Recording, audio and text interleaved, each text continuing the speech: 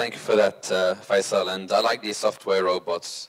Because you said that people don't have to be robots, and sometimes I really feel like a robot sometimes. And some of these apps will really help me to have a better quality of life and be able to focus on more important things. So thank you for that. And I liked how you described the citizen developer and the no-code, low-code method. Because before I mentioned that we are all in IT, but I couldn't really explain it properly, and what you said there explained it quite well. Something we could all use in all of our functions. So we'll now move on to our next speaker. He is the Chief Academic Officer at Cambridge Education Group in the UK. He is an international scholar in digital learning. He develops partnerships with prestigious universities to expand their reach to global markets, which I think is something which is also very important for Oman, as we also try to promote study in Oman with our universities to bring in more international students. His name is Professor Manuel Frutos Perez, and he will be speaking on high-quality online education, preparing students for the work of the future. He is joining us from the UK, and he is with us online. So over to you, Professor. Hello. Can I just check that you can hear me okay? We can hear you. Excellent. Thank you so much for the very kind introduction, and thank you for having me here. This is an excellent event. I'm really happy to participate. Salam alaikum, and very good morning from the UK. Here is quite early in the UK, it's 8:30 in the morning. Let me check that I can share my slides with you. 1 second. Okay, can you see my slides? Yes, we can see it. Excellent. So my talk, I'll try to stick to my time. My talk is about high quality online education, and why I believe this can play a very important role in preparing students for the work of the future. As some of the speakers have said already today, it's not the only way, but it's going to be an important way in which our learners will progress in the future. So let me just give you a very quick introduction of what we do at Cambridge Education Group, very brief, because I think it informs the rest of what I would like to present to you today. We are a higher education group. We partner with different universities in the UK. We currently have 8 university partnerships. And we have been developing over the last 6 years some higher education courses. Most of those postgraduate education, most of them are master's level. And all the courses are fully online. We recruit students from 140 different countries in the world. And one of the things that is very important to us is that we actually deliver a very good quality experience to all those students. We don't believe in low quality mass online education. We believe that these students should get just as good as education they would get on a university if they would come and study on a campus. We already have got thousands of students, and so that has given us a very interesting kind of experience on how you deal with different issues of building the education of those students who are not with you, they're just accessing the courses online. So I will go through some of those details in a moment. But let's first focus on the very nature of this event, which is about how the world of work is evolving, and what are the different skills that we need to be focusing on for our learners. And there was a very interesting report by the World Economic Forum a few years ago, where they were predicting which would be the top 10 declining professions in the workplace, and which ones would be the top 10 emerging in the next few years. And that prediction ran all the way up to next year, 2022. And the thing is, from what we all can see in the jobs market, their predictions were actually very correct. And the pandemic accelerated that evolution. And you can see there that the top 10 emerging areas of work, and we all know this is already happening. Data analysts and data scientists are more needed than ever. Artificial intelligence and machine learning specialists, very, very important as well. And you got the rest of the list there. So those were predictions that are already happening, and we can see that is the kind of the trend in the jobs market. More importantly, how you get to those professions, obviously you will need your training and your qualifications, but is about skills. And part of that report was focusing on what are the declining skills that we're going to see needed in the workplace, and which ones are the growing ones.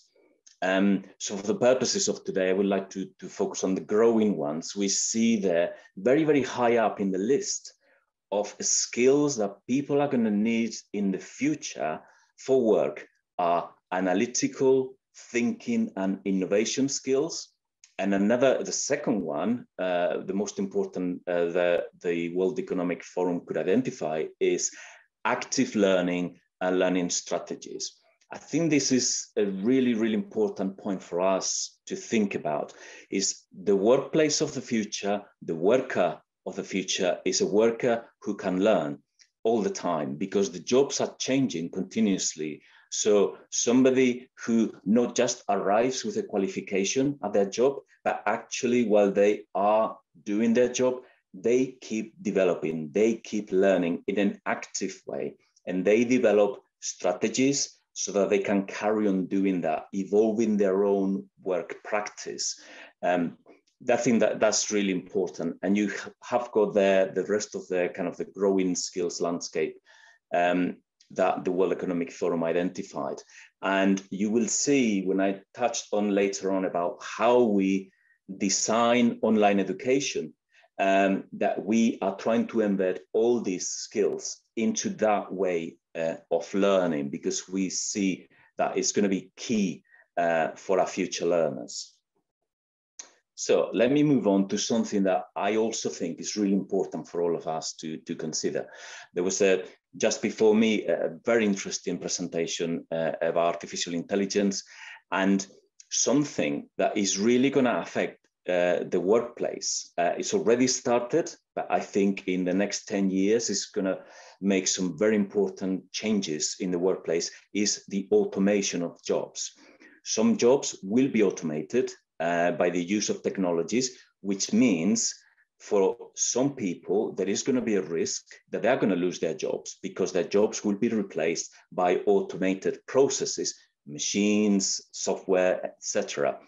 And you can see here, this was another very interesting study done by the Wittgenstein Center in Europe, which was about predicting how your level of education will protect you against your job being automated.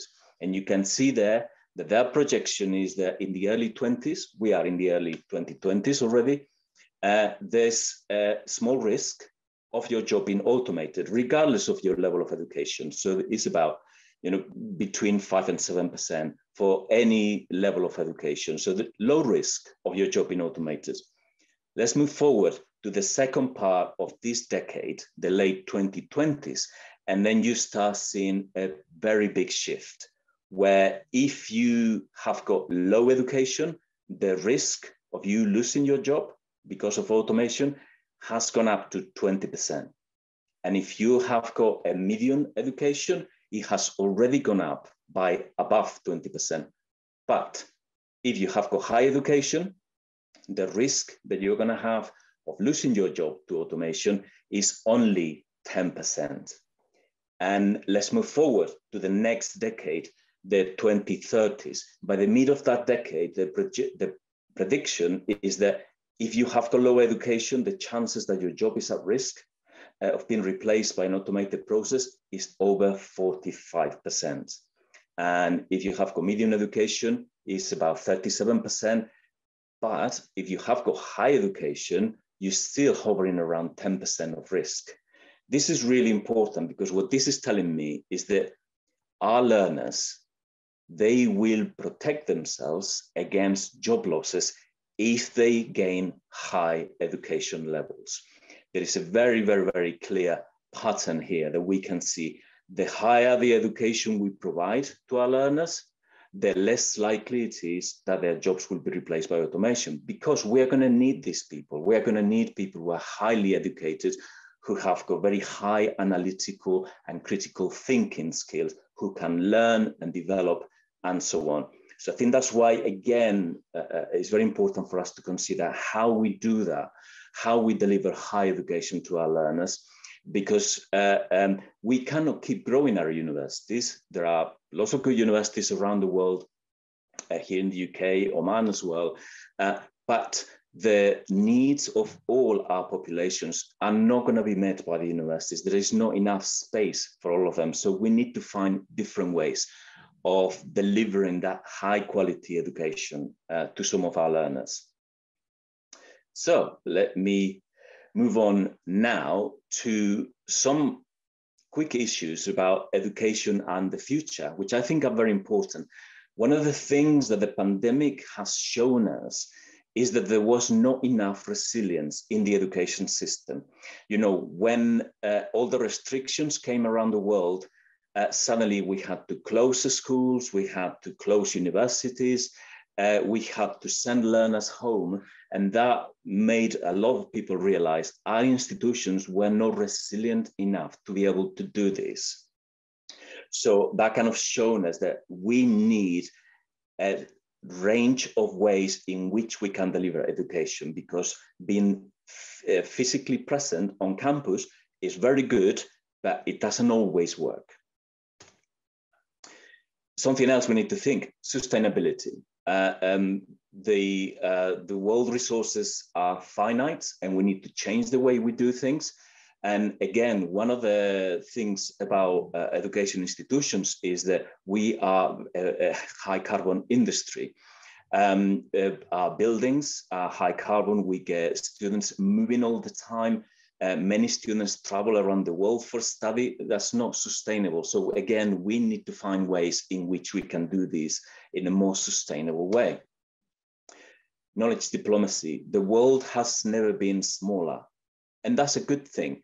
Like today, this is a great event that people online, like myself, coming here from the UK, lots of you in the room, we need to learn to work together. We need to understand different cultures. We need to understand how different people around the world think and do things, because we live in a very global economy, and we need to get our learners working together across different cultures and geographies so that they are ready for the future. And this will naturally lead to inclusivity, which is so important in education and so important in the workplace. The more variety we can have in a team of people, the more likely it is that they are going to solve problems properly, because each of them come with a different worldview, and the combination of their ideas will be the best outcome. And something else that for me, as an educator, who I have been working at universities for about 25 years now, and most of that time I have worked in international education. And what I have seen in, not just in the UK, in different countries as well, is that we attract loads of international students onto our programs of study, which is great, because these international students actually are so talented. They make such an effort to study abroad. They come to our countries with really well qualified, with a lot of impetus, and they make our groups of students much richer because they are present and with that energy that they bring to us. The problem with this is that if all you do is attract people from around the world and bring them all to a different country, what's happening is you're actually taking all of that talent away from the societies where they came from. And I think increasingly that is going to be a problem, because you want to retain your talent. These are some of your best students. You want to keep them where they are. You want to keep them in your society and make sure they make a difference where they are. So again, the old model of moving people around the world to train them, I think that will come to an end very soon. And a better way of dealing with this is actually you give access to high quality education to people where they are, and they don't need to move. They can stay there and make a difference in their societies. So this leads me to how do we do high quality online education at Cambridge Education Group? And so I've touched on a few of the items already on how we do this. We don't believe in mass low quality education. Our education model is actually one that is very active. When we run courses online, all of our students actually working together. It's online, yes, they don't get to see each other in a physical place, but they're always working together. It's a very social model of education that we put in place. It's very diverse, and we are always making it relevant. We make sure that the courses we are designing are actually building on the skills that industry is needing. And all those evolving trends that we saw earlier in the presentation, those are the things we embed into our curriculum, making sure what is happening in the course is actually what the industry needs. And we are preparing the students in the best possible way. We believe in education that is very challenging. So this is not easy, it's actually really hard, particularly because in online higher education programs, a master's level, which is most of what we do, most of our students actually working already. They're spread around the world. Most of them are professional people who they want to improve the skill set. So they are working already. They do this part-time online work, which is really hard because they have to work during the day and then they have to find time to study. Many of them have got families. So it's actually a very challenging learning experience, but is very productive because we get such a rich learning environment. Because this is active learning and it's a very social environment, all of these learners, you can think, they're spread around the world, they're working, they got different practices, different contexts, different cultures. And when they work together online, they bring all of that into the process. And when we give them a problem to solve as a group, they all have got different ideas because they work in different parts of the world. So all of them, they really benefit a lot from that. They learn so much from the other students who are from a different culture, different country, and are working in a different place. They learn a lot from that. And that gives them a skill set that for the future is going to be so important because they understand the world. They understand how you solve problems with groups of diverse people who are not together in the same place. The other thing— you have four more minutes to wrap up the presentation, if you may, please. Thank you. No problem. Thank you very much. So one of the things that is very important when you do this is actually providing good support. You need to make sure that the students have got academic support, pastoral support, and technical support. In the past, online education, very often a problem that has had is that they didn't have enough support, and that's why some students didn't succeed properly. So you need to make sure that all of the support services that normally you find on a campus, you actually provide in that online too. So this is just an example of how a learning environment would work. I won't go into the detail here, but what you have there is different learning areas where the students work together. We got student hubs, they work in groups, they interact in groups. And that's, like I said, really, really important. It's an active learning environment when they get to work together all the time. So I will skip that video and just finish the presentation with the student talking themselves. So these are two examples from student feedback. Two students who did this online remotely. And the first one on the left-hand side, you can see the student who is based in Germany. And very interestingly, what she said is that the help and support we get is very good. I feel closer to my tutors than I did when I did my university degree in Switzerland. And I think this is really interesting because this is an online course, but this is a student who feels really close to the people she was working with. And on the right-hand side, we've got another really good student there, Abdul Salem Lamti, who studied at CAS Business School with us. And he said, during the MSc, I have been based in China, Spain, and Canada. So this is a worker. He was working. He was moved to different countries with his job, and he carried on studying. And his feedback was, if it wasn't for this type of online flexible education, he wouldn't have been able to do that. He wouldn't have been able to develop his skills along the way while he was working. So, and I think this goes to the heart of why good quality online education is going to be so important in the future, so that our workforce, they can carry on developing their skills while they are still working. Thank you very much. Like I said, I'm really happy to be here today and sharing my practice with you.